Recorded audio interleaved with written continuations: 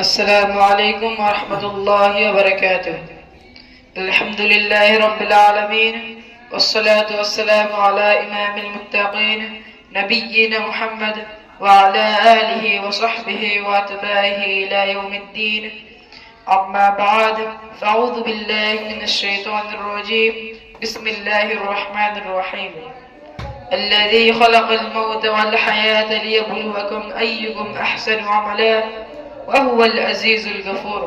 قال النبي صلى الله عليه وسلم: لو كانت الدنيا تعدل عند الله جناها بعوضة ما شكا كافر شربة ماء. মাননীয় সভাপতি সাহেব এবং আমার সামনে বসে থাকা শ্রোতা কনিষ্ঠ বায়ুমণ্ডলী, আমি আপনাদের সামনে জীবন সময় মূল্য সম্পর্কে কিছু কথা আলোকপাত করতে চাই। আল্লাহ তাআলা যেন আমাদের সঠিক কথা শ্রবণ করার ও আমল করার তৌফিক দান করেন। সকলে বলি আমিন।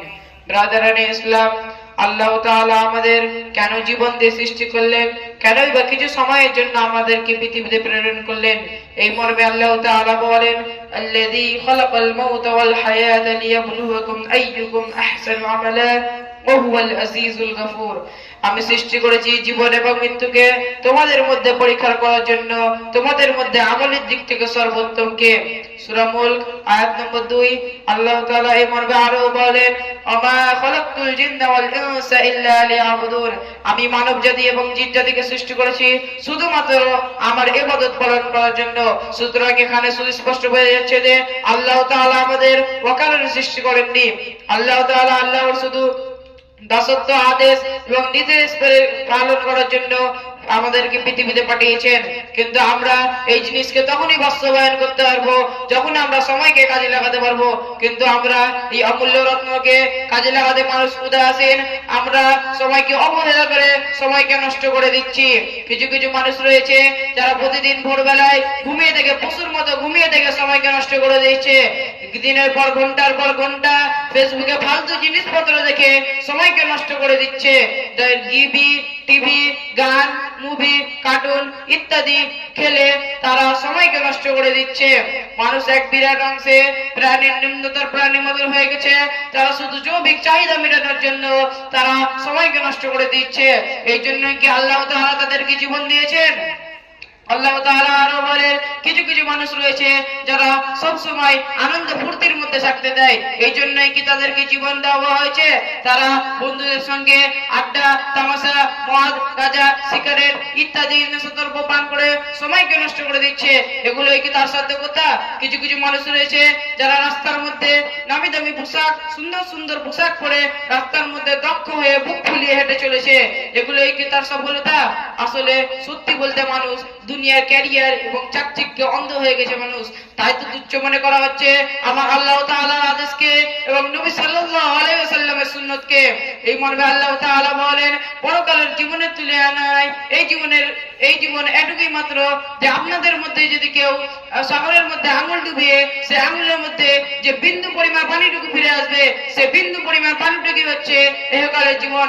আল্লাহ তাআলা এক হাদিসে বলেন, লাউ কানা তা'দিলু ইনদাল্লাহি জানাহা রাসূল সাল্লাল্লাহু আলাইহি ওয়াসাল্লাম বলেন, লাউ কানাত দুনিয়া তা'দিলু ইনদাল্লাহি জানাহা বাউদাতান মা শাকা কাফিরান মিনহা শারাবাতা মা। আল্লাহ তাআলা আপনাদের যদি কেউ মশার ডানা সমপরিমাণ হতো, তাহলে আল্লাহ তাআলা কাফিরদের এক বিন্দু পরিমাণও পানি পান করতে দিতেন না। অর্থাৎ আপনারা সতর্ক হয়ে যান, সময়কে অবহেলা করে নষ্ট করা হচ্ছে ইসলামে হারাম। সময়কে সঠিকভাবে কাজে লাগিয়ে আল্লাহর ইবাদত করে সময়কে কাজে লাগান। আল্লাহ তাআলা এই মর্মে আরো বলেন, কাফিররা কিয়ামতের দিন উঠার সময় আল্লাহ তাআলাকে আবার বলবে, হে আমার প্রতিপালক, আমাদেরকে আবার পৃথিবীর মধ্যে পাঠানো হোক, আমরা অসৎ কাজ ছেড়ে দেব, সৎ কাজের মধ্যে ফিরে আসবো। কিন্তু সেটা কখনো হবে না। তাদের মুখে কথা মুখে থেকে যাবে এবং তারাকে জাহান্নামের মধ্যে শাস্তি ভোগ করতে হবে। আল্লাহ তাআলা আরো বলেন, পাপাচারীরা কিয়ামতের দিন উঠার পরে আল্লাহ তাআলাকে বলবে, আমাদেরকে আবার পৃথিবীতে পাঠানো হোক, আমরা অসৎ কাজ ছেড়ে দেবো, সৎ কাজের মধ্যে ফিরে আসবো। মেয়েদের সঙ্গে অবৈধ কাজ করবো না, মেয়েদের জীবন নিয়ে খেলবো না, অসৎ কাজ করবো না এবং গান, মুভি, টিভি ইত্যাদি অবৈধ জিনিস শুনবো না এবং নেশাপত্র জিনিস পান করবো না, বাবা মাকে অসম্মান করবো না, এগুলি বলবে। কিন্তু আল্লাহ তখন বলবে কাল্লা, কখনো না, এটা কখনো সম্ভব না। আমরা যদি এরমে চলি তাহলে হয়তো আমরা কেউ আল্লাহর কাছে কামনা বাসনা করতে হবে, এরকম হবে। চলেন আমরা কিছুক্ষণের জন্য মনে করি আল্লাহ হয়তো আমাদের আবার জীবন দিয়ে পাঠিয়েছে পৃথিবীর মধ্যে, আল্লাহ তাআলা আমাদেরকে আবার জীবন দিয়ে পাঠিয়েছে পৃথিবীর মধ্যে। আমরা আবার জীবনকে সাজিয়ে গুজিয়ে চলি, আমরা নেকি গুলিকে কুড়িয়ে নিয়ে চলি, আমরা আল্লাহর ইবাদত মেনে চলি। চলেন আমরা পরাক্রমশালী আল্লাহর কাছে সাক্ষাৎ করার জন্য প্রস্তুতি নিয়ে থাকি। এরকম করে থাকলে হয়তো আমরা আমাদের কাছে হয়তো খুব কমই পাপ হবে।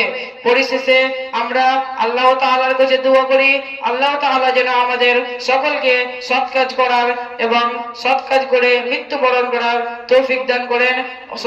আমরা সকলে বলি আল্লাহুম্মা আমিন। ওয়া আখির দাওয়ানা আলহামদুলিল্লাহি রাব্বিল আলামিন। আসসালামু আলাইকুম ওয়া রাহমাতুল্লাহি ওয়া বারাকাতুহু।